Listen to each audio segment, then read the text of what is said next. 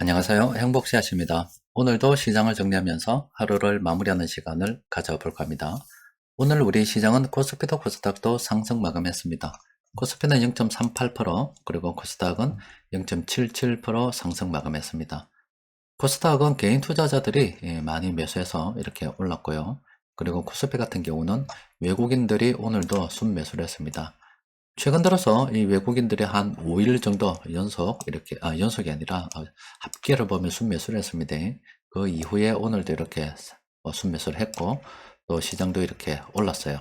시장 분위기가 조금씩 바뀌고 있고, 시장 분위기가 바뀌고 있다는 것은 그동안 우리를 괴롭혔던 은행 유동성 위기 문제가 거의 정리되는 수순으로 접어들었다, 이렇게 생각하시면 됩니다. 그런데 여러분들께서 제목을 이렇게 좀 정해놔서 몇 가지 이야기를 좀 할까 하는데, 이번에 은행 유동성 위기를 겪으면서 여러분들이 좀 느껴야 될 게 있습니다. 이게 연준의 대차 대조표입니다. 물론 이게 실제 돈이 풀린 게 아니라 여기에 플러스로 해서 요거는 이제 본원통화라고 보면 되고, 다시 이것보다 훨씬 더 많은 그런 돈들이 대출을 통해서 민간으로 공급이 됩니다. 하지만 이게 본원통화라서 이 의미는 굉장하죠. 그런데 이 2008년도 보면은 돈이 갑자기 이렇게 늘었잖아요. 그리고 코로나 사태 때 돈이 더 많이 늘었고요. 또 이번에 금리 인상을 통해서 이렇게 돈을 좀 줄였습니다. 그런데 이거는 먼 기간을 봐서 그런데 짧은 기간 한번 보여드리겠습니다. 자, 이거 보이십니까? 갑작스럽게 연준에서 시중에 다시 돈을 공급하기 시작하는 거 보이시죠? 지금 그동안 연준에서 금리를 올리면서 이렇게 돈을 계속 줄여왔잖아요. 줄여오다가 은행 유동성 위기가 불거지니까 돈이 이렇게 갑자기 늘게 됐습니다. 멀리 봤을 때 이렇게 돈이 많이 늘었죠. 그러면은 이걸 통해서 우리가 느끼게 되는 것이 이 돈을 줄일 수 없다라는 게 이제 이야기가 됩니다. 지금 우리 한국은행에서도 여러분들 한국은행 홈페이지 들어가면 최근 들어서 조금 바뀌긴 했더라고요. 우리 한국은행에서 하는 일이 물가 안정을 목표로 합니다. 그러니까 이게 물가 안정을 목표로 하는데, 물가 안정은 돈의 가치를 지키는 것에서부터 출발한다, 이런 이야기를 했어요.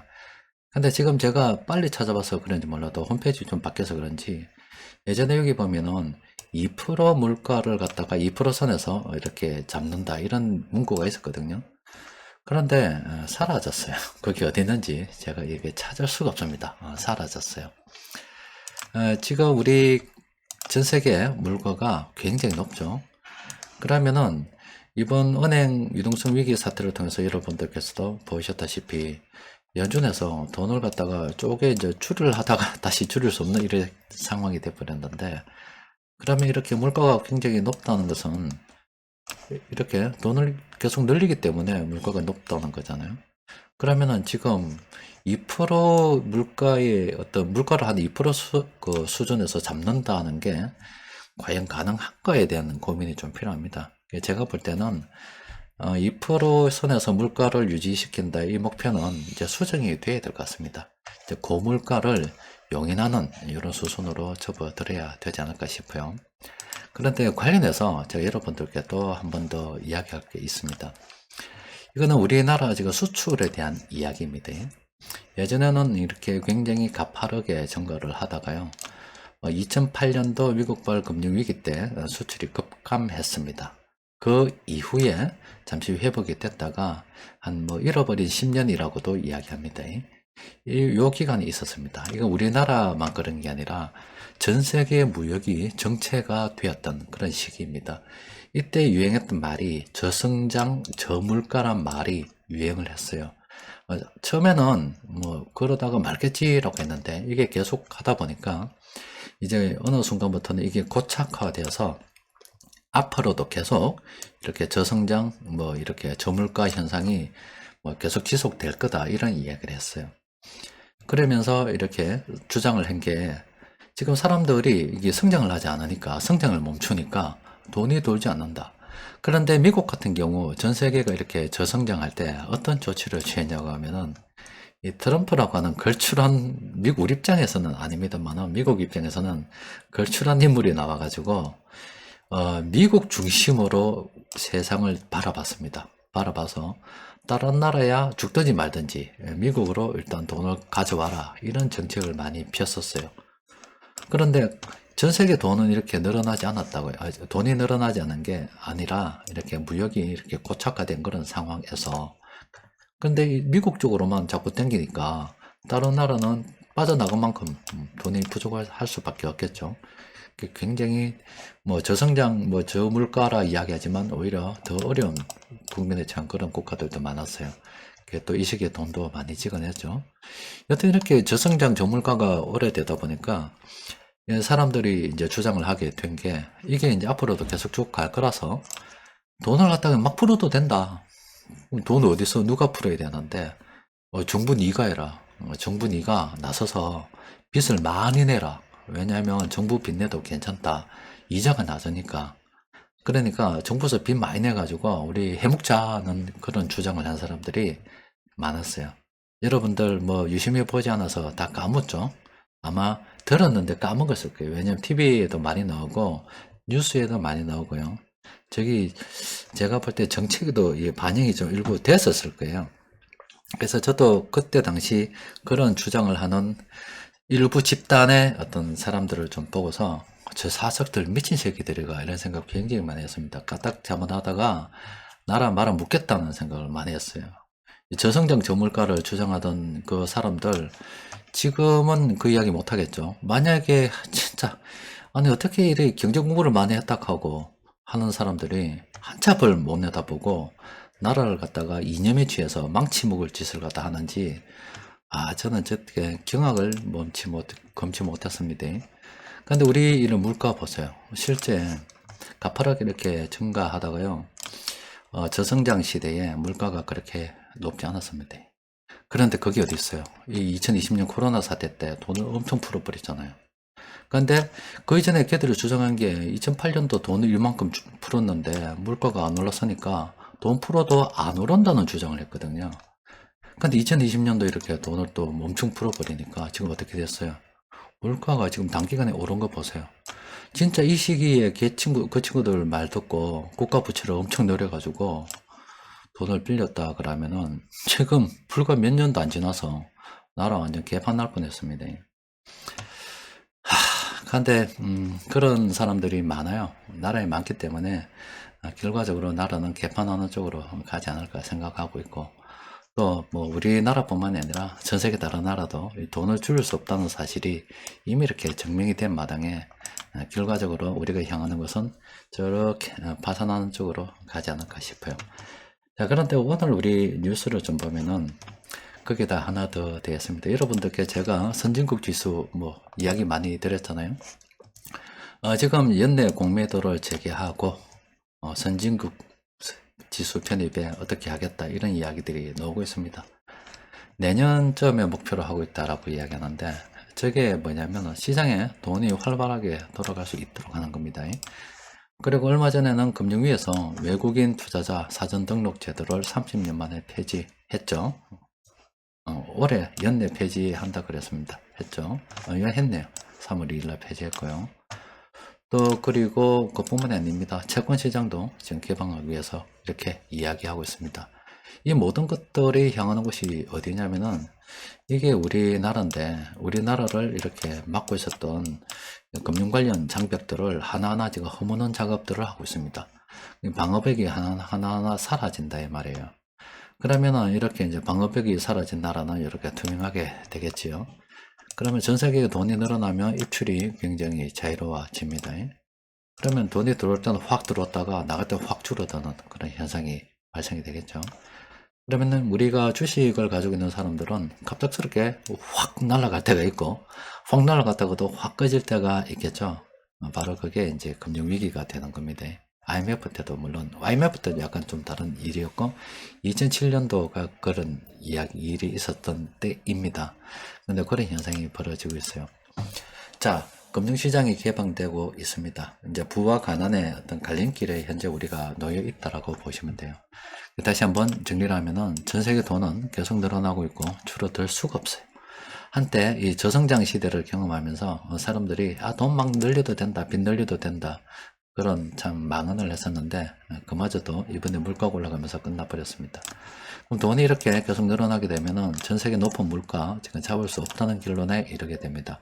머지않아서 2% 물가 안정 목표 이건 사라질 겁니다. 고물가를 한 4.5%뭐 이런 식으로 해서 4%대 아니면 5%대 해가지고 이 정도가 뭐 적정하지 않겠나 이런 식으로 이제 가지 않을까 싶어요.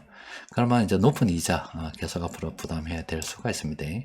여러분들께 말씀드린 게 돈이라고 하는 건 중앙은행에서 돈을 만들고 그 훨씬 더 많은 돈들이 부채를 통해서 만들어지는데 이자는 만들어지지 않는다고 말씀드렸습니다.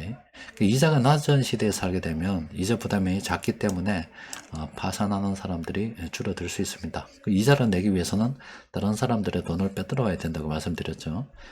그런데 이자가 이제 고물가로 간단 말은 이자도 높아진단 말이에요. 그러면은 이제 남의 돈을 더 많이 빼들어야 돼요. 그러면 파산하는 사람들이 더 많이 늘어나고 경쟁은 더 심화될 수밖에 없습니다. 또 그리고 앞으로도 경쟁이 더 심화될 수밖에 없는 것이 점점 사람들이 돈 벌 게 없어집니다. 쓸 때는 많아지는데 돈 벌 게 없어져요. 그리고 돈을 쓴다 하더라도 지금 한국은행에서도 디지털 화폐 이야기하거든요. 그러면 돈 쓰는 게 다 추적이 되기 때문에 아예 막 이렇게 처음부터 물려받은 그 사람들 제외하고는 돈 벌 길이 점점 묘연해지고 있습니다. 돈은 자동화된 기업들이 벌게 되고요.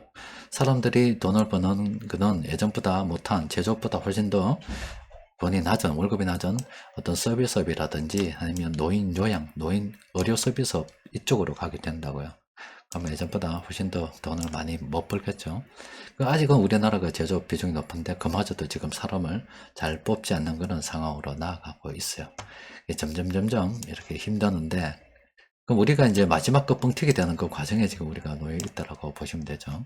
지금은 우리한테 기회가 있는 거예요. 기회가 있는데 아마 우리 지금 자녀들은 기회가 없을 겁니다. 아마 지금 초등학생들, 중학생들 이런 자녀들한테는 기회가 없다라고 봐야 되겠죠.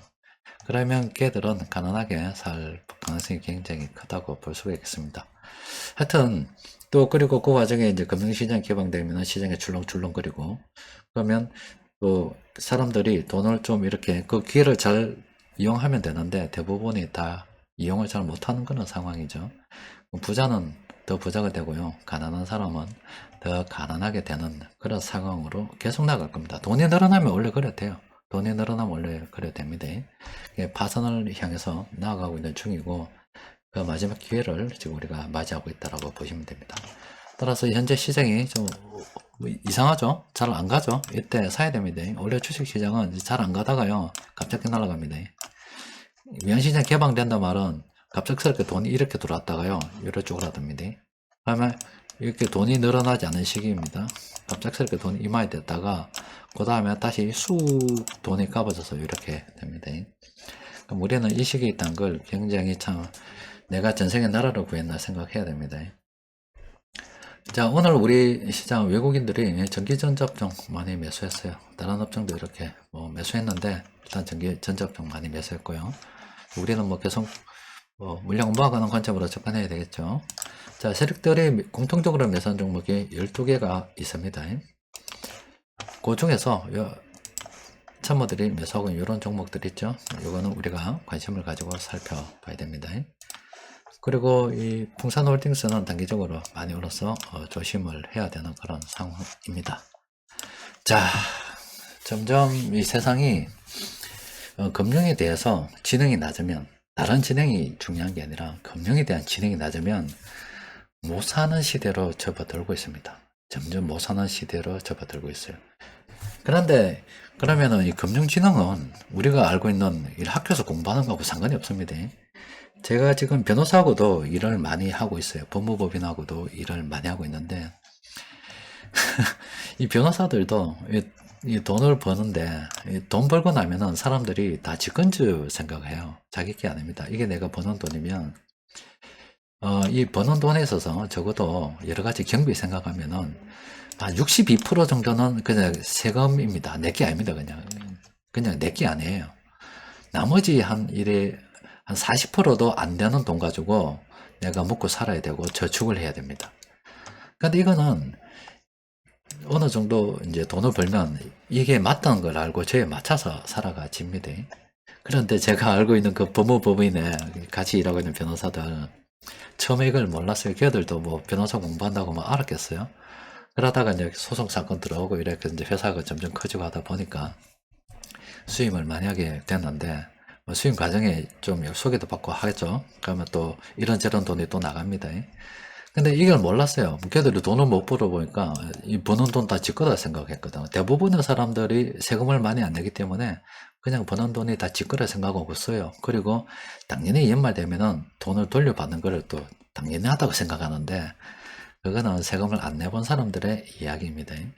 그럼 그러다가 이제 돈이 갑자기 다 드러내기, 이게 다 지 건 줄 알고 이걸 갖다가 이만큼 지 돈이 아니다 생각하고 이만큼만 써야 되는데, 이만큼을 다 지 돈인 줄 알고 뭐 좋은 차도 사고 뭐고 명품 가방도 사고 다 했어요. 그래가지고 이듬해 시 세금이 나왔는데 지금 돈이 없잖아. 돈이 없잖아요. 돈이 없다 보니까 이걸 이제 나눠서 내는 쪽으로 해서 이거 정리하는데 시간이 굉장히 지금 아직도 진행 중입니다. 몇 년째 지금 이거 세금 갖고 있어요. 그러니까 이게 한번 이렇게 돈에 대해서 이걸 모르면 이게 금융지능이라고 하는 건데, 이런 금융지능에 대해서 지금 좀 이렇게 이해를 잘 못한다, 돈이 어떻게 흘러가는지 이해를 잘 못한다 그러면은 아무리 공부 잘해도 헛방이 되는 겁니다. 그리고 앞으로 이렇게 금융시장이 개방이 되면은 이렇게 또 흔들흔들거리는 시장이 많습니다. 몇 년 전입니다. 몇 년 전인데 제가 아시는 그 분께서 그 치과의사 하시던 분인데, 지금, 죄송합니다. 지금 이 방송을 듣고 계신지 모르겠습니다만은, 그냥 10억을 날렸다 그러더라고요. 10억을. 뭐, 투자를 했는데, 그 주식 같은 이런 투자를 했는데, 그냥 한순간에 날려버려, 몰빵을 해서 날려버렸다 그래요. 베팅을 거꾸로 한 거죠. 그러니까, 이게, 돈을 갖다가 그냥 순식간에 그냥 날려버립니다.